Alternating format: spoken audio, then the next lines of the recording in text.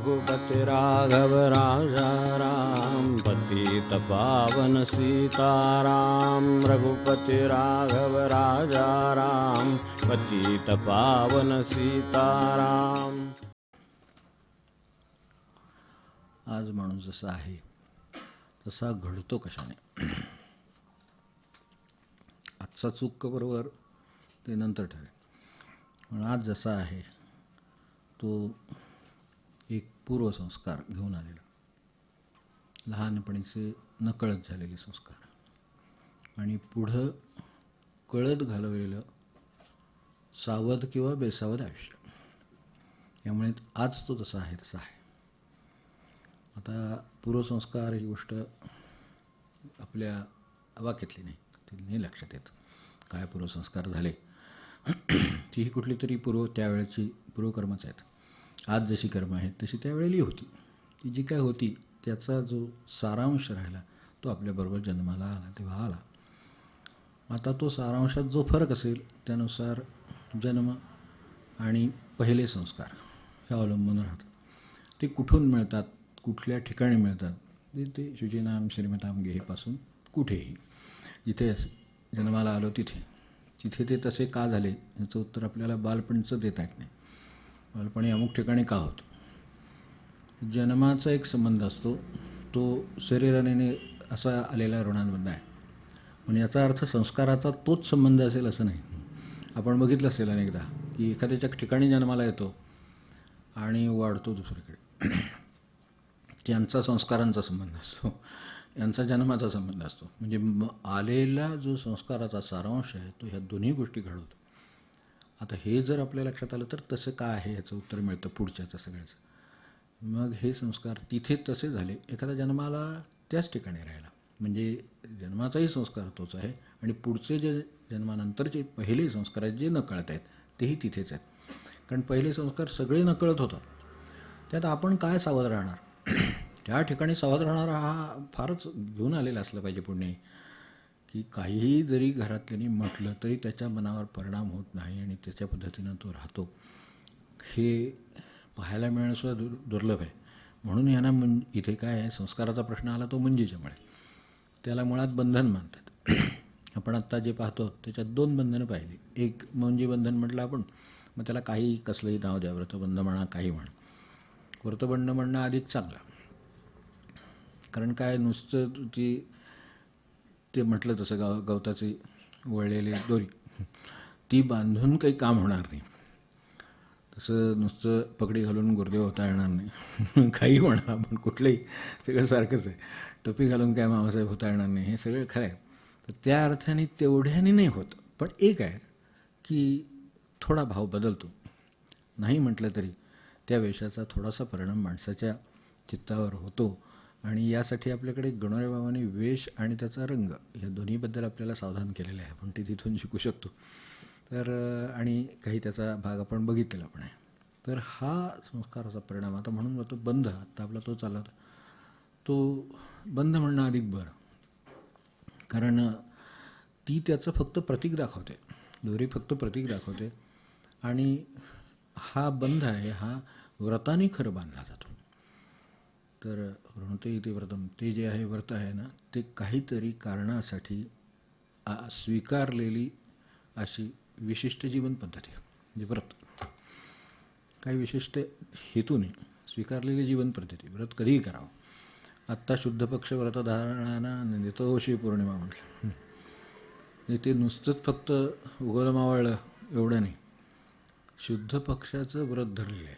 आपल्याकडे पक्ष शब्दाचे अनेक अर्थ आहेत, त्याच्यातला हा एक आहे की तुम्ही कोणत्या बाजूचे.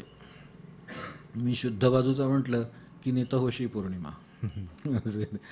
शुद्ध पक्ष म्हणजे नुसतंच बाबा हा पंधरवड्याचा भाग आहे अशातला काही भाग नाही, मी शुद्ध पक्षाचा आहे. मग त्यांना भगवंत नेहमी नितहोशी पौर्णिमा, पूर्ण प्रकाश त्यांना देत असतो.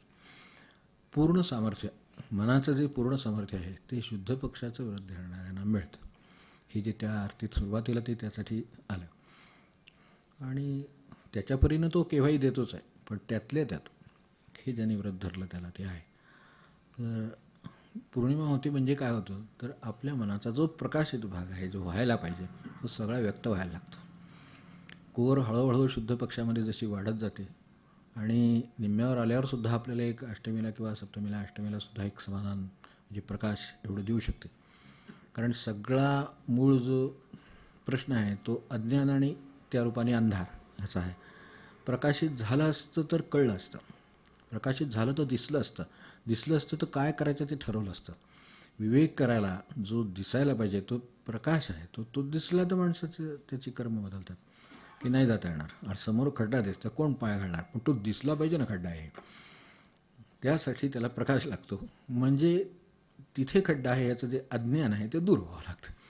ते अज्ञान अंधारामुळे येतं. आता प्रकाश आला की माणसाला ते दिसलं. आता तो बघूनसुद्धा त्यात उडी मारणारे लोकांचं त्याला काय करणार आपण.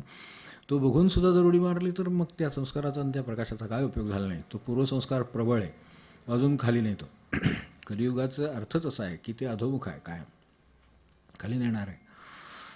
कलियुगाची सोपी व्याख्या आहे की ते जे नेहमी खाली न्यायला बघतं तो हे युगाचा प्रभाव आहे. तर त्या दृष्टीनं तिथं संस्कार कुठला प्रबळतो. आता संस्कार कशाचा होणार, जी गोष्ट वारंवार केली त्याला संस्कार होतो. वारंवार केल्यानं जी आकाराला आली आणि स्थिर झाली चित्तामध्ये, वारंवार केल्यानं चित्तात स्थिर होत. अभ्याससुद्धा आपण जेव्हा वारंवार तो करतो तेव्हाच तो होतो ना.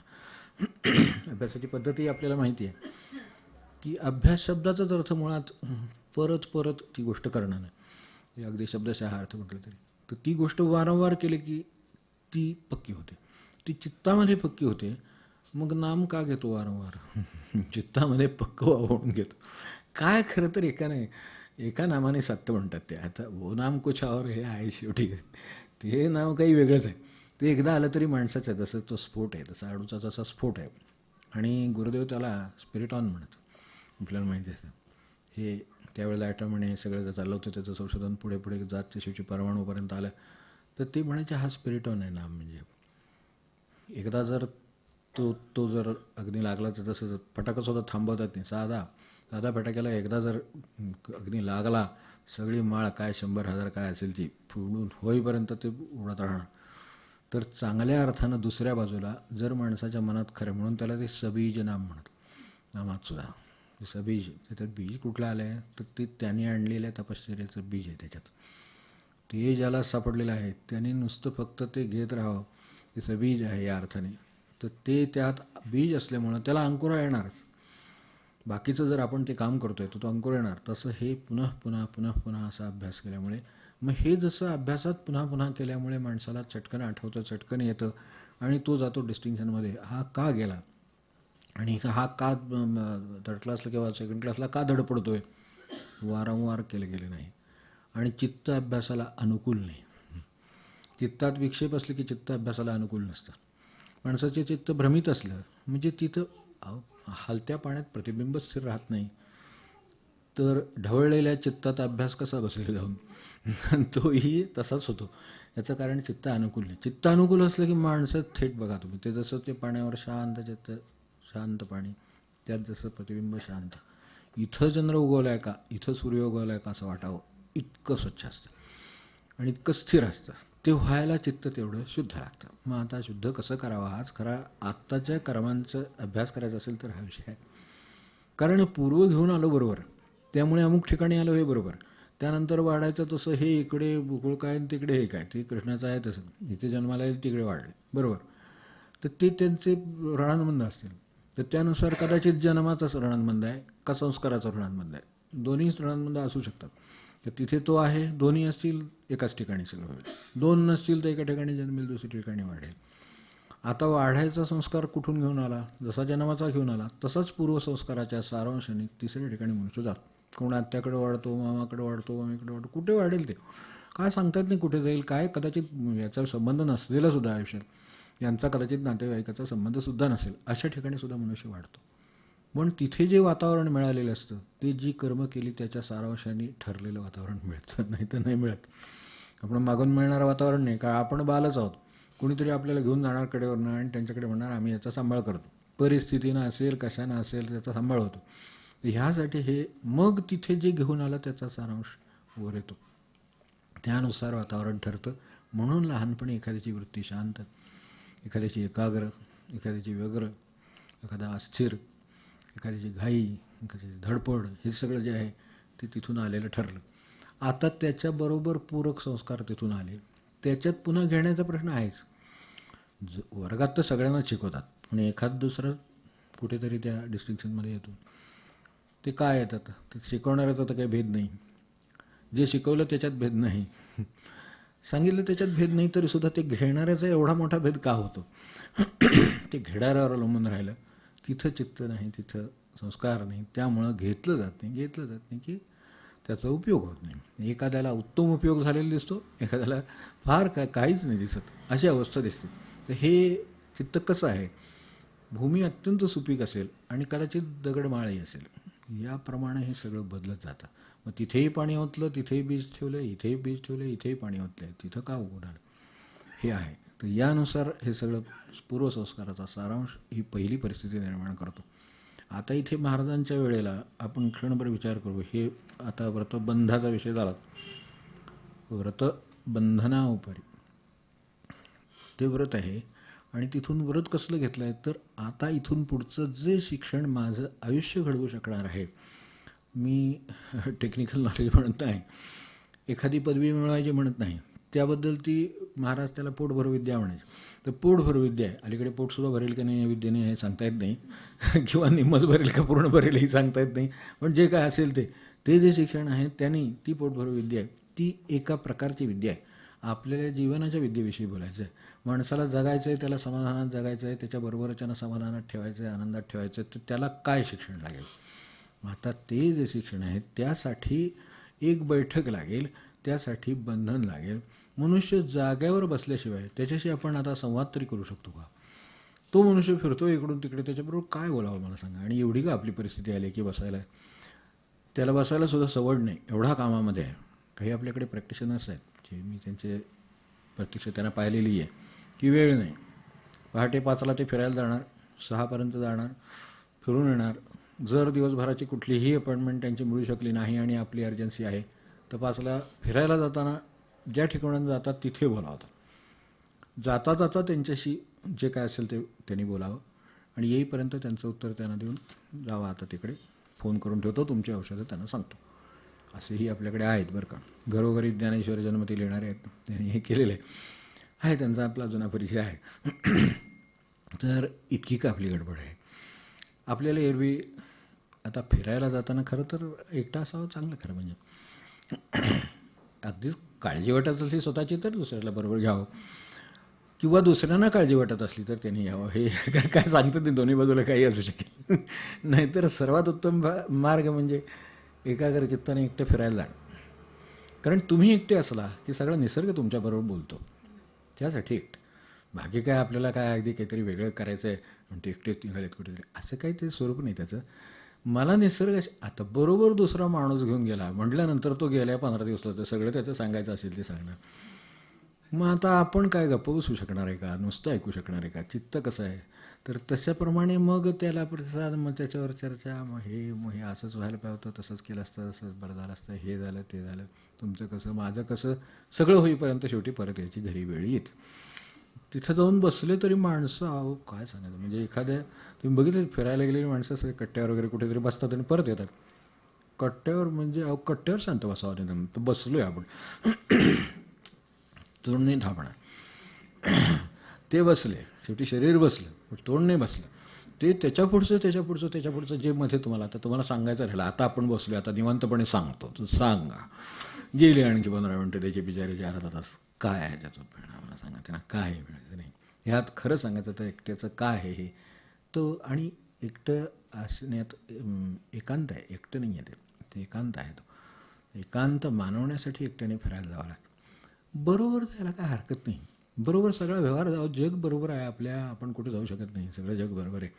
एरवी आहे ना, कुटुंबात आहे, बाहेर आहे, व्यवहार आहे, आपली नोकरी चाकरी आहे, काय तुमची दुकानदारी आहे, काय असेल तिथं जग असणारच की बरोबर. आणि इथं फिरायला कशाला बरोबर. पण चित्त तसं म्हणतं की बरोबर जाऊया. आता काय भयभीती असली तर ठीक आहे, स्वतःला इतरांना काय म्हटलं तशी असली ठीक आहे, पण नसेल तर म्हणून समर्थांना म्हणावं लागलं की एकांत मानाला ज्याला. एकांत मानवणं ही गोष्ट अवघड आहे, एकांतात असणं ही गोष्ट शक्य आहे. एकांतात तर काय करतात ते एकांत कोठडी सुद्धा देतात, एकांताचे अभ्याससुद्धा करतात. म्हणजे एका बाजूला साधू पुरुषांचा एकांत आहे अभ्यासाचा आणि प्रपंच एकांतही आहे, असू शकतो. ते एकांतातच, ते अर्थाने एकांत नाही. माणसं एकटी असतात, एकांतात नसतात. तेव्हा महाराज त्याला एकाचा जिथं अंत होतो त्याला एकांत म्हणतात असं म्हणले. तर हे जो कोणी राहिला आत्ता त्याचासुद्धा अंत आहे. आता कोणीच नाही राहिलं. म्हणजे काय राहिलं, फक्त जे काय राहिलं आहे ते राहिलं आहे एवढं कळतं, या पलीकडे काय कळत नाही, त्यालाच अस्तित्व म्हणतं. तर हे नुसतं अस्तित्व राहिलं, त्या अर्थाने एकांत. आता त्या अर्थाने एकांतात असेल तो मनुष्य भगवंताच्याच सहवासात आहे. कारण एक फक्त तेवढाच आहे की ज्याच्याशी आपली थेट गाठ आहे आणि आता शांतता आहे. कारण शांतता निर्माण करायचं वेगळं कारणच उरलं नाही. अशांतीच नाही, जग नाही, अशांती नाही. जग आलं, अशांती आली. बघा, कुठल्याही जगाचा कसल्याही प्रकारचा संबंध आला तरी अशांती घेऊन येतं. ते त्यात फक्त एकच धागा ठेवला आहे त्यांनी, की जसा एक आपल्या सूर्याचा आणि आपला जसा किरणाचा एक धागा ठेवला आहे, त्यामुळे प्रकाश मिळतो आहे, थेट सूर्य जपणार नाही आणि अंधारात जमणार नाही. म्हणजे ह्याच्यासाठी एक किरणाचा मार्ग ठेवला आहे, तसा एक सत्संगाचा मार्ग ठेवला आहे माणसाला. एक धागा आहे, किरण आहे. सत्संग म्हणजे एक किरण आहे की जिथून सूर्यापासून आपल्यापर्यंत काहीतरी प्रकाश येऊन पोचावा. तसं तिथून मिळालेला एखादा शाश्वताचा संदेश, शाश्वताची ओढ, शाश्वताची ओळख ही तिथून आपल्यापर्यंत पोचवावी म्हणून ते ठेवलं आहे. तेव्हा व्रतबंधामध्ये तिथं जो सत्संग ठेवला आहे त्यात कायम त्याच्यातच राहायचं. बंधन हे माणसाला एका बाजूने बांधतं आणि जर बरोबर बंधन असेल तर मुक्त करतं. माणसाला बांधलेली दोरीच माणसाला सोडते ना शेवटी. बांधलेली दोरीनंच बांधला, पण दोरी सोडल्यावर त्याच दोरीनं सोडला. तेव्हा त्याच्यावरची जी पूर्वसंस्काराची बंधनं आहेत ती काढावीत आणि विद्याभ्यासाला तरी लागावं. आता विद्याभ्यास म्हणजे विद्याभ्यास. आता विद्याभ्यासामध्ये पूर्वी जीवन शिक्षणाची तरतूद होती. नुसतं असं नाही एक विषय शिकायचा आहे आणि स्पेशलायझेशन करायचं. म्हणजे स्पेशलायझेशन ही कन्सेप्ट आहे. आपल्याकडे समग्र विद्या ही कल्पना आहे, ही संकल्पना आहे. कन्सेप्ट काय तर समग्र विद्या. त्याला उद्या कसल्याही परिस्थितीत राहायचं झालं तर तो कसा आनंदात राहू शकेल किंवा कोणाला ते आनंदात ठेवू शकेल, ही विद्या म्हणजे समग्र विद्याच आहे. मग त्याला तुम्ही जीवनविद्या म्हणा, काय म्हणायचं. तर ते करण्यासाठी काही बंधनं स्वीकारल्याशिवाय ती विद्या येणार नाही. विद्या म्हणजे काय अशी वस्तू नाही की बाबा एक दगड आहे, हे आहे म्हणते खिशात टाकलं चाललं, नाही होणार. अंतर्यामीचा बदल आहे. जो संस्कार घेऊन संस्काराचा सारांश घेऊन जन्माला आलो त्याच्यातलं नेमकं योग्य आहे ते ठेवून घेणं आणि अयोग्य आहे ते गुरूंच्या मदतीनं टाकणं. जेवढी टिकवायला शक्ती लागते तेवढी चुकीचे संस्कार टाकायला सुद्धा शक्ती लागते. त्याच्यापेक्षा जास्त शक्ती टाकायला लागते. वस्तू उचलून घ्यायची, फेकून द्यायच्या वेळेला लांब द्यायची असेल तर त्याला बघा, गोळा करायचा प्रपंच आहे. प्रपंचाच्या बाजून बघितलं तरी कळतं की किती प्रपंच गोळा करायचा झाला तर एक वेळ बरा आहे. वस्तू टाकायला सुद्धा सोपी आहे, पण वस्तूतलं मन टाकायला अवघड आहे ना. त्यालाच संस्कार म्हणतात, कारण तो मनामध्ये राहतो. वस्तू टाकताना सुद्धा असतो, पुन्हा लागली तर, आता इतकी वर्ष लागली तर कशाला लागली तर दिली सोडून. मग असं समजा मत आहे. वस्तूचं आहे तोपर्यंत ठीक आहे, एक वेळ टाकून देईल, कारण डोक्यात काय असतं की लागली तर परत घेऊ शकतो आपण. हां आहे, अजून ते तिथंच आहे, म्हणजे मुक्कामीच आहे, हे गेलेली नाही, व्यवहाराने बाजूला गेली. तसं नाही. त्याचं ते हे संस्कार म्हणजे इतक्या खोलवरची गोष्ट आहे की जिथे हे घेऊन आले त्याच्यातली पूर्वसंस्कारातलं मला पुढं जायला, जीवन समग्र शिकायला मला काय उपयोग पडणार ते घेण्यासाठी हा मध्ये काळ आहे.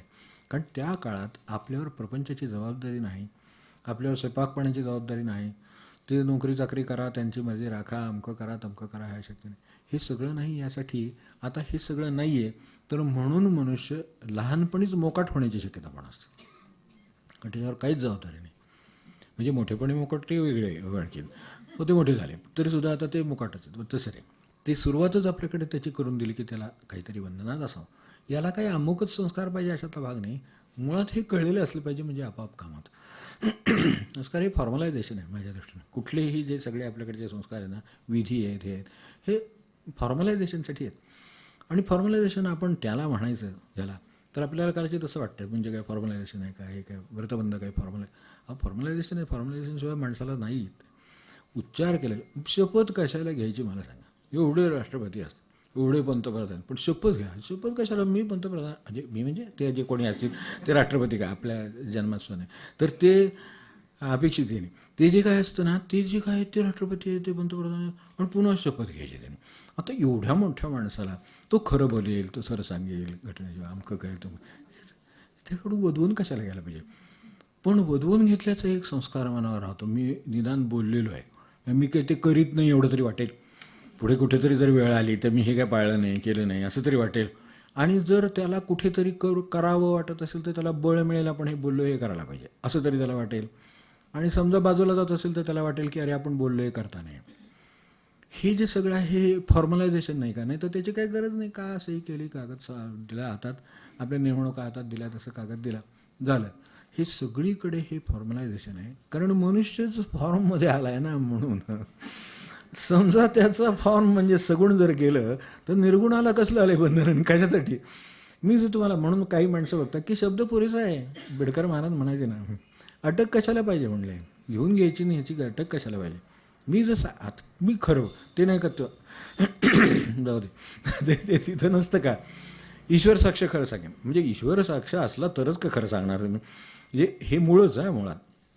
ईश्वर साक्ष खरं सांगेन, त्याच्यापुढे कंसात असतं ईश्वर साक्ष, वकिलाने जे सांगितलं आहे त्याप्रमाणे खरं सांगेन असं शेवटी त्याचा पुढचा विस्तार असाच असतो ना. खरं का त्याला बोलायची, खरं बोलायची काही परवानगी आहे काय? म्हणजे तिथे सुद्धा पुन्हा एकदा ती शपथ घ्यावी लागते. म्हणजे शेवटी फॉर्मलाइजच करावं लागतं की तो खरं सांगेल. आता कारण तो त्याने जे सांगितलं त्याच्यावर विश्वास ठेवून ते निर्णय घेणार. आता तो जे सांगितले मी पाहिलं आहे म्हटलं तर ते पाहिलं आहे समजून लिहून घेणार, पाहिलं आहे असं लिहून घेणार. मी पाहिलं नाही तर पाहिलं नाही, मला आठवत नाही लिहून घेणार. काय जे असेल ते लिहून येणार. कारण का तर तुम्ही शपथ घेतली आणि तुम्ही ईश्वर साक्ष म्हणता, ठीक आहे ईश्वर साक्ष नसेल तर काय ग्रंथाचे घेईल, काय किंवा काय कशाची घटनेचे घेईल काय, पण शेवटी कशाची तरी शपथ घेऊनच सांगतो ना. मग ही शपथ हे बंधन नाही का एक प्रकारचं त्याच्यावरचं, ते घालण्याचा तो प्रयत्न आहे. आता ज्याच्या त्याच्या गतीप्रमाणे ज्याच्या त्याचे प्रयत्न असतात. म्हणून मला सांगा तो मुळातच खरंच बोलतो, त्याला काही वेगळं बंधनाची गरज आहे का? की तो खरंच सांगतो ना, त्यामुळे काही खरं सांगतो हे वेगळं सांगण्याची गरज नाही. खरं म्हणजे ती गरज निर्माण झाली याचाच अर्थ सगुणात वावरतो आहे मग त्याला बंधनाची गरज आहे. तो जर इतका जर आतूनच जर त्याच्या येत असेल तर मग हे करायची काय गरजच नाही. त्यांनी सांगितलं ना, मग ते सांगितलंच आहे, ते तसंच असणार. महाराजांच्याकडे एकदाच रामनाम घेऊन म्हणणारे जे होतं ना, एका नामाने सुटतो म्हणणारे महाराज म्हणले, एका रामनामाने मनुष्य शेवटी फक्त एकदा जाताना घ्यावं लागतं. मग म्हणणे मी जातानाच घेईन. ही जो तयारी काही आवरच आहे. म्हणजे नुसतं असं म्हणणं सोपं आहे का आपण सो म्हणून एवढं कशाला म्हणून तासन तास करत बसायचं. त्यापेक्षा एकदा ज्या वेळेला आपण जाणार तेव्हा आपण रामाचं नाव घेणार, इतके काही सोपं आहे तेव्हा. आणि ते करणारे माणूस निघाली. ही पण गोष्ट खरीच आहे, चरित्रामध्ये आहे की त्यांच्या शेवटच्या क्षणाला त्यावेळेला त्यांनी ते कापड घालायला सांगितलं. महाराजांना निरोप गेला, त्यांची वेळ आलेली आहे म्हणले, आणि त्या क्षणी त्यांनी जाताना नाम घेतलं आणि ते गेले, पण ते मुक्त होऊन गेले म्हणले. मग असं कसं झालं? मग आम्हाला असलं काही म्हणजे सुटलेत ना, म्हणजे एकदम 12 नाही, 13 कोटी काहीच नाही. कारण काय हे एकदमच सोपं काम झालं. एकदा केव्हा ते जाताना फक्त महाराजांना सांगितलं ते आले की आठवण झाली की झालं. बरं त्याला काय महाराजच पाहिजेत असंही नाही. आपली वेळ आली की आपण त्यावेळेला राम म्हणावं, पण ती वेळ आलेली कळत नाही, राम आठवत नाही आणि कुठल्या तरी अवस्थेत मनुष्य जातो. पण त्यांना का जमलं तर त्यांची जीभ कधीही आयुष्यात असत्य बोललीच नाही, म्हणून त्यांना हे शक्य झालं म्हणले. राम आणि सत्य ह्या दोन गोष्टी वेगळ्या नाहीच आहेत. तो हजर असला तो हजरच असतो, पण आपल्याला इतकं सत्य असत्य करत राहावं लागतं आयुष्यभर. म्हणजे जाणीव आहे त्याला करावं लागतं, त्याला जाणीव दे त्याच्याकडनं ती किती होत असेल. मग हे सगळ्या गोलमालामुळे ते त्याच्याबरोबरीनं नाम घेत राहावं लागतं. आणि दुसऱ्या बाजूला जे पूर्वसंस्कार आहे तो शुद्ध करण्यासाठी बंधन स्वीकारतो. कुठल्याही परिस्थितीत बंधन आहेच माणसाला. गृहस्थाश्रम हे सुद्धा बंधनच आहे. हा जो सांगितला हा सुद्धा आश्रम हे बंधनच आहे. त्यानं ब्रह्मचारी राहून त्याचा काय विद्याभ्यास करायचा म्हणजे बंधनच आहे. विद्याभ्यासाच्या बाजूला त्याला जाता येत नाही. शॉर्ट लॉंग कसले रेसेस बिसेस काय भानगड नाही. काय झाले ते सगळं तेच. उरलेल्या मधल्या वेळेत असेल तर सेवा, ती गुरु सांगतील. ते काय पाट्यावरल्याला सांगतील का काय आणि बसायला सांगतील नुसतं काय सांगता येत नाही, पण ते सांगतील ते करेन. म्हणून ह्याच्यात ते आज्ञापालन आलं. तेव्हा आज्ञापालन ही शरणागती असं ते त्याच्यातलं शरणागती म्हणजे त्वमेव शरणम मम लधा 100 वेळा लिहून काढलं म्हणजे मनुष्य शरण वगैरे काय जात नाही. 100 वेळा लिहून होतं, 160 वेळा लिहून होतं, तो खरोखरच शरण आहे का? तर शरण असेल तर आज्ञापालन असलं पाहिजे, मग शरण आहे. नसेल तर शरणागती हा एक शब्द आहे, यापेक्षा काही नाही. मग असे असंख्य शब्द आपल्याला येतात, तर त्याच्यातला शब्द होईल, त्यावरनं होत नाही. म्हणून ही बंधनाचा प्रश्न इथे आला. तर बंधनं असतात म्हणून हे सगळं व्यवस्थित चालतं. मुळातच तिथे विद्याभ्यास आहे त्याच्या बंधनं. म्हणून विद्याभ्यासात जर गडबड झाली तर आयुष्यात गडबड होते पुढे काहीतरी. विद्याभ्याससुद्धा म्हणजे त्या काळातला जीवनविद्येचा अभ्यास आहे. तो गुरुकडे राहून करायचा एवढ्यासाठी की त्याचं जे प्रात्यक्षिक असतं ते आणि त्याची जी थिअरी असते ते दोन्ही समोर जिवंत असतात तुमच्या. निर्लोभता ही माळ गळा तू घालणे वगैरे जे आहे ना ते त्यामुळे आहे. ते निर्लोभ आहेत. आपल्याकडे कुर्तकोटींनासुद्धा कुर्तकोटी काही कमी याचे ताकदीचे माणूस नाहीत. जे महाराजांच्या आधी उठून महाराजांच्या खोली बाहेर सर्व त्यांचं अन्निक उरकून ते तर महापंडित होते. जे त्यांचं काही सामान्य काम नाही त्या अर्थाने. तर ते त्यांच्या महाराज किंवा 3:30ला उठतील, ते 4ला उठतील, ते 5ला उठतील. त्याच्या आधी आपले सगळे विधी उपासना सगळं करून दाराची माळ घेऊन अभ्यासायचे. ही गोष्ट 1 वर्ष करून दाखवली तरी खूप आहे. ही दाराशी माळ घेऊन ते उठायचे. ते उठले की त्यांना पहिल्यांदा पाणी द्यायला काय हवं आहे हे विचारायचे. यासाठी उभे आहेत. अशा तऱ्हेचे सेवेचा सागर आहे. तू म्हणायचे ना सेवेचा महासागर आहे, तर ते खरं आहे. सेवेचा महासागर होतं. त्यांचं प्रवचन असताना आपल्याला माहिती आहे की त्यांचे प्रवचनं व्हायचे ते संस्कृतमध्ये उत्तम बोलत. त्यांनी इंग्लिशमध्ये त्या काळात प्रबंध लिहिला की जो PhD, त्यामुळे त्यांना डॉक्टर कुर्तकोटी ही पदवी आहे त्यांची. ती त्यांच्या त्या काळातल्या त्यांचा गीतेवरचा सिंथेसिस आहे तो, म्हणजे थिसिस आहे तो, या गीते सिंथेसिस ऑफ गीता वगैरे त्याच्यावरती आहे. त्याचा ॲबस्ट्रॅक्टसुद्धा आपल्याकडे आहे त्या काळातला. तर त्या काळातली ज्यांच्याकडे डॉक्टरेट ह्याच्यातली होती तो मनुष्य माळ हातात घेऊन महाराजांच्या दाराबाहेर उभा आहे. म्हणजे त्यांनी किती काय काय गोष्टी सोडल्या असतील. बंधनं म्हणजे बांधूनच घेणं नव्हे, ज्या आपल्याला बांधतात त्या गोष्टी सोडणं. विद्या आहे पण विद्येचा अहंकार आहे. विद्या आहे पण अहंकार नाही. विद्या घेतली आणि अहंकार सोडून दिला. ते बंधन सोडून दिलं. सोडून देणं हे सुद्धा त्यातली कृतीच आहे. तर तशा कृती इतक्या केलेल्या मनुष्य येतात. त्या विषय निघाला त्याच्यावरनं सांगतो की ते त्यांच्यासमोर आपल्याला माहिती असेल की ज्या वेळेला त्यांची ती प्रवचनं झाली ती झाल्यानंतर त्या काळात पद्धत होती मोहरांचं ताट समोर ठेवण्याचं.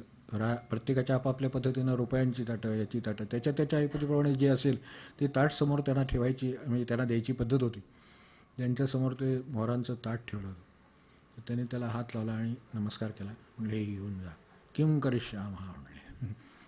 ते उत्तम संस्कृतमध्ये त्यांची प्रवचनं असायची. तर किम करिष्यामः, हे घेऊन मी काय करू म्हटले. अमृतत्वस्य तू नास्ति आशा विद्येनं. यानं मनुष्य अमर होत नाही, यानं मनुष्य मुक्त होत नाही, तर ते मला काय करायचं. जी मुक्तताकारक आहे ती विद्या मला मिळाली, मला खूप आहे. आणि तीच देण्यासाठी मी हे जे काय बोललो ते त्यासाठी बोललो. त्यातून तुम्हाला जर मिळालं असेल तर ते घ्या, हे मला काय द्यायची कर. किम करिष्यामः, काय करायचं, काय घेऊन करू, काय घेऊन करू. आम्ही आधीच ठरवून त्याच्याशी कॉन्ट्रॅक्ट आधी 5,000 जर असतील, 10,000 प्रवचनं असतील तर होईल. 5,000 दिली तर एका तासाचं अर्ध्या तासात करणारे लोक आहेत, आपल्याला माहिती आहे. त्या काय त्याच्या संबंध खरं म्हणजे. म्हणून म्हटलं ना, ती मुरलेली जीवनविद्या मुरलेली असली की हे काही होत नाही असं.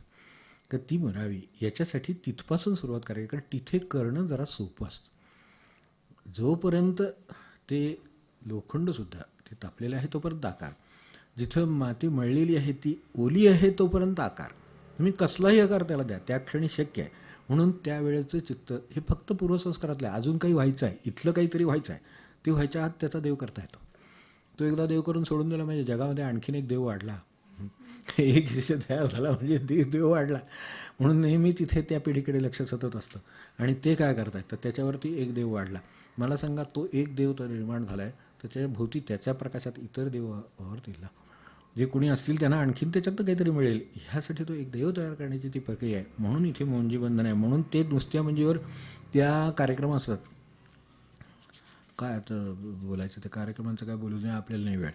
तर त्यामुळे त्याचं केवढा त्याचं आता म्हणजे हो बाबा आहे, त्यांचं फंक्शन आहे.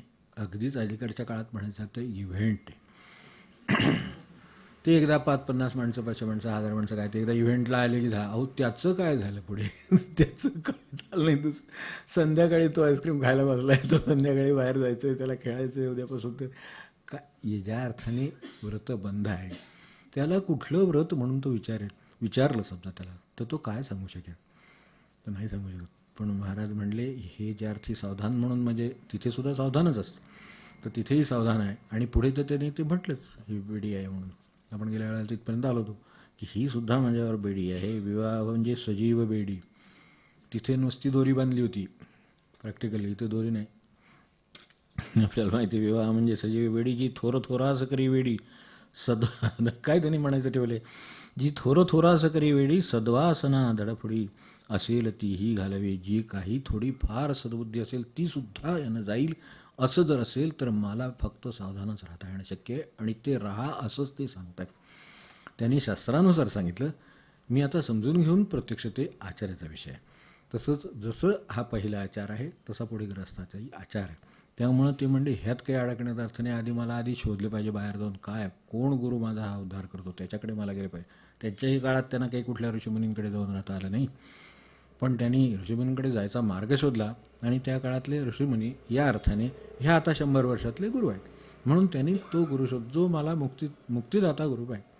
बाकी मला काही नको, ते मला देणारा हवा आहे. आणि ह्याच्यासाठी ही सगळी ऐसे संत महंत तेचे अधिकारी येथ वेदनिधी दावाया, वेद अनंत अपार शब्दज्ञाने न पडे पार, कलियुगी अल्पायुषी नर धृतीही अल्प झाली.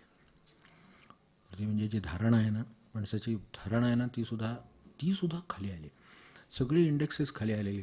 फक्त मनोरंजन आणि जड आणि बोथटपणा याच्या आपल्याकडे काय राहिलं नाही. काय करावं सांगून नाही काय करता येतं. म्हणजे पाऱ्याचा एवढासा तुकडा उचलायचा झाला तर त्याला, किंवा सोनारांच्याकडे गेलं तर तिथे ते एवढीशी त्यांच्याकडे चिमटा असतो, त्यांनी ते एवढा कण उचलतात. फक्त तितकी सूक्ष्मता खरी चित्ताला हवी की बरोबर ते सापडेल.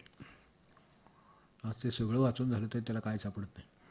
आता पारायण करताना जेव्हा अभ्यास करत म्हणतो, अरे हे माझं 108 वेळा झालं का, 208 वेळा झालं का, 308 वेळा झालं, काय होतं त्याच्यात ते सापडलं का, ते कशासाठी होतं ते सापडलं का.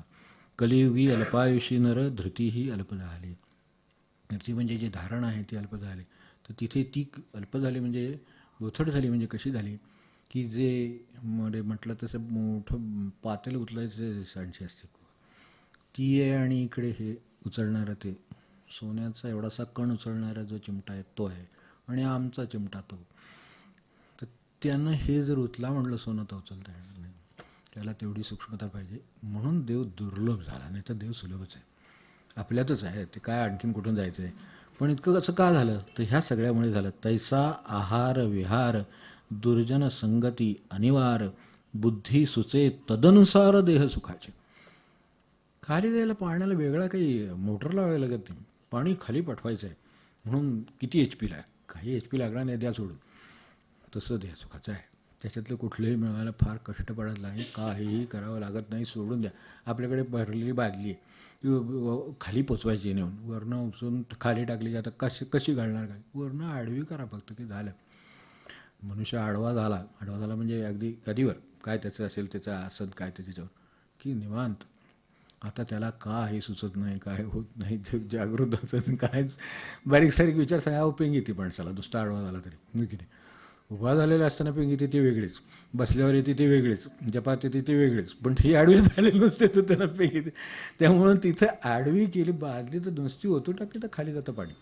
मग मगाचपासून बादली ओततोय, खाली पाणी सोडतोय आणि आपलं वर जाते. असं कुठं काय कुठे जादूबिदू केले तर ठीक आहे तेवढ्या प्रयोगापुरतं, पण खाली बादली होती पाणी तिथे खाली गेलं नाही, वर जाते. हे कलियुगी अल्पायुषी नर धृतीही अल्प झाली. धारणा नाही तर तिथे धारणा. तर मोटार म्हणजे काय, धारणा आहे, ती शक्ती आहे मोटारची, त्या गतीनं ते वर नेऊ शकतात. आता किती आहे, अर्धा HP आहे, 1 HP आहे, 2 HP आहे, तुम्हाला किती मजले चढवायचं आहे. मला भगवंतापर्यंत पाणी चढवायचं आहे जीवनाचं. मग त्याच्यासाठी किती धारणा लागेल. म्हणून धारणा, ध्यान आणि मग समाधी. अष्टांगयोग त्यासाठी क्रमाने सांगितलं की एवढी धारणा मिळवावी लागेल. एवढी धारणा मिळवायची म्हणजे चित्त माझं व्यग्र झाले. महाराज म्हणले इतक्या ठिकाणी चित्त वाटलं गेले. तात्यासाहेबांचे शब्द फार बारीक असतात आणि सोपे असतात की चित्त इतक्या ठिकाणी वाटलं गेलं आहे. ते म्हणली भगवंताच्या वाट्याला काय येणार, म्हणले नावाच्या वाट्याला काय येणार, म्हणून नावात लक्ष लागत नाही. म्हणजे वाटलेलं चित्त गोळा करून घ्या. आपणच वाटलं आहे घरादारापासून सगळ्या वस्तूंपासून विचार. माझे मत आहे आधी 17 गोष्टी 60 गोष्टीत चित्त वाटलेलं आहे. ते सगळं एकत्र आणलं तर काय आपल्याकडे धारणा निर्माण होणार नाही का. कधीही ज्यांना आधीपासून मिळाले ते पूर्वसंस्कार घेऊन आले ते ठीकच आहे, पण नाही आलो असलो तरीसुद्धा काहीतरी घेऊन आलो म्हणूनच ती बुद्धी होती ना. म्हणजे ही आहे, म्हणजे आता फक्त ते चित्त गोळा करायचं आहे आणि त्या ठिकाणी कामी लावायचं आहे. मग ते हे वेगळं आहे, ते एकाग्र केलं की झालं. ते चित्त वेगळं होतं, ते एकाग्र व्हायला हे म्हणून ते महाराज म्हणायचे की काय विनोबासो म्हणे की कमीत कमी म्हणजे संबंधांना कमीत कमी असावं, विचारांना कमीत कमी असावं, वाचनाला कमीत कमी असावं. महाराज एवढं आता प्रवचन आहे सगळं ते प्रवचनातच हे सांगितले ना की वाचन प्रमाणात म्हणजे ज्याच्या त्याला गरज वेगळी वेगळी आहे, तहानसुद्धा प्रत्येकाला वेगळी लागते. तर तसं असू शकतं, तेवढा फरक गृहीत धरलेला आहे, ते धरून हेच म्हणायचं. वाचनसुद्धा फार करू नये म्हणले, नाही तर मग आचरणाला वेळ राहत नाही. ते जे सांगितले ना ते आपल्याला सोप्या भाषेत सांगितलेलं आहे, त्याला आचरणाला वेळ राहत नाही. म्हणून तेवढंच वाचन करावं आणि तेव्हा आचरण करावं, मग ते सगळं. म्हणून त्यासाठी अभ्यास करायला धारणा लागते. तर अभ्यासाला बसला की चित्त लागलं पाहिजे तिथे. पुस्तक समोर आहे म्हणजे अभ्यास होतो असं कुठं आहे? असे आपल्याकडे किती पुस्तके घेऊन बसणारे आहेत, पण त्यांचे ते 4 तास बसूनसुद्धा त्यातलं काही लक्षात आलं नाही म्हणतात आणि तिकडे ते मार्कावर दिसतं. मग हे आणि ज्याची धारणा चांगली असेल त्याचंही दिसतं तिथे. मग हे जे काय आहे त्याची धारणा, म्हणून धारणाशक्ती वाढली की माणसाचं धृतीही अल्प झाली. ती धारणाशक्ती खरी दिलेली आहे पण ती अत्यल्प झाली. अशी परिस्थिती झाली तर यातून आपल्याला आता बाहेर पडायचे. ते कसे पडले ते आपण पुढे बघायचं. त्याच्यात हे आहे तैसा आहार विहार दोन्ही सांगितलेत. जर मी फिरून आलो तर माझ्या डोक्यात काहीही आलं नाही, फिरायला गेल्यापासून परत येईपर्यंत कसल्याचाही परिणाम झाला नाही. चांगला झाला असेल निसर्गाचा तर ठीक आहे, पण बाकीचा कुठलाही जो मला खाली नेईल की जो मला विचारात टाकेल, जो मला काहीतरी वेगळा त्रास निर्माण करेल चित्तात, असा कुठलाही परिणाम झाला नाही अशी धारणा आपल्याकडे असेल का? आपल्याकडे पोस्टर लावलं जातं, काय जो ही लावली जातात, फलक असतात. मनुष्य बघितल्यानंतर डोक्यात विचार घेऊन उरलेलं चालणार होणार की नाही, स्वाभाविकपणे असं होणार. म्हणून त्यांचं म्हणणं की ही धारणा तर ही निर्माण करायला म्हणून आहार आणि विहार. आहाराने चित्त आतून बनतं आणि विहाराने चित्त बाहेरून बनतं, दोन्ही बाजूने ते बनतं. विहार जिथे वावरला, आता जिथे वावरला आहे इथे क्षणभर का होईना भगवंतांचा त्यांचा निवास आहे तर इथं चित्तात विषय तोच आहे. विहाराचा प्रश्न आहे, त्यामुळे विहार कुठे करावा ह्याचं सुद्धा प्रमाण आहे. हाच मनुष्य बाजारात वावरत असला तर 10 गोष्टींचे भाव त्याला आठवते, दुसरं काय आठवणार? मग इथे तो वावरतो तो महाराजांचं काय, म्हणजे काय, ते ह्याचं काय, चित्ताचं काय, धारणेचं काय, धृतीचं काय, मला काय करता येईल, नामात ते का लक्ष लागत नाही, कसं लागेल ते, मी विहार सगळे माझे आटोक्यात आणले, ते व्यग्रता आटोक्यात आणली, वाटलेलं चित्त गोळा करून ठेवलं, हे विचार मनात येतील. म्हणून तो आहार आणि विहार दोन्हीचेही युक्त असावेत असं म्हटलं. पुढे काय म्हटलं ते आता पुढच्या वेळी बघूया. सद्गुरुनाथ महाराज की जय, त्यांच्या इच्छेनं. आपण म्हणतो पण तुकोबांसारख्याने म्हणावं, आपण ऐकावं, म्हणत असावं. त्यांनासुद्धा मला सांगा, ज्याची सगळ्या प्रपंचाची कसलीही आपण हा अभंग मागे पाहिला होता एकदा. ज्याची धरावी संगती तैसी होते वृत्ती स्थिती. म्हणून संगतीत सावधान असावं तेवढ्यासाठी. ज्याची धरावी संगती तैसी वृत्ती. मी जेवायला का गेलो, दुसरा म्हणला आपण जाऊया का, म्हणून गेलो. आता जेवायचंच उदाहरण देतो, मी बाकीचं देत नाही. तर ज्याची धरावी संगती तैसी होते वृत्ती स्थिती. विषयी अहंकारी जन तैसे सहज बनते मन. दुसरा मनुष्य विषयी असला ह्याच्या होणार, तो अहंकारी असला की ह्याचा अहंकार जागा होणार.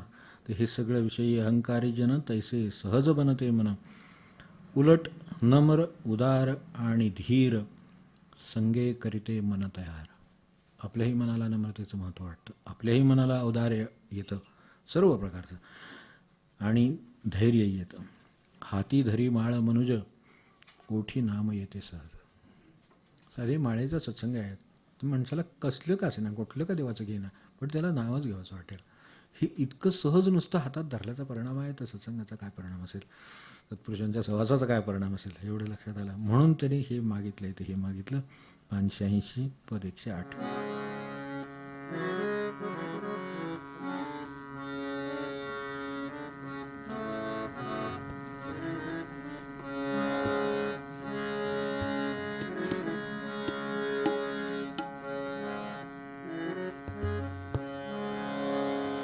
देव वसे चित्ती त्याची घडावी संगती.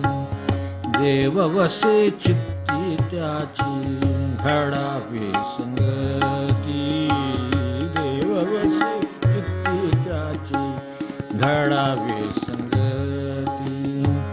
ऐसे आवडते मना देवा पुरवावी वासना. ऐसे आवडते मना देवा पुरवावी वासना. वासना देव वसे चित्ते त्याची घडावी संगती देव वसे चित्ते त्याची घडावी संगती संत जनास वे भेटी न हो अंग संगे तुटी संत जनास वे भेटी न हो अंग संगे तुटी देव वसे चित्ते त्याची घडावी संगती देव वसे चित्ते त्याची घडावी संगती तुका म्हणे जीणे भले संत संघटणे तुका म्हणे जीणे भले संत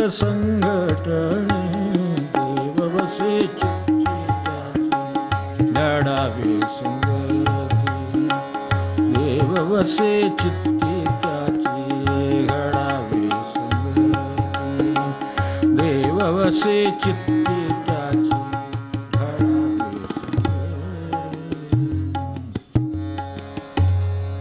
जानकी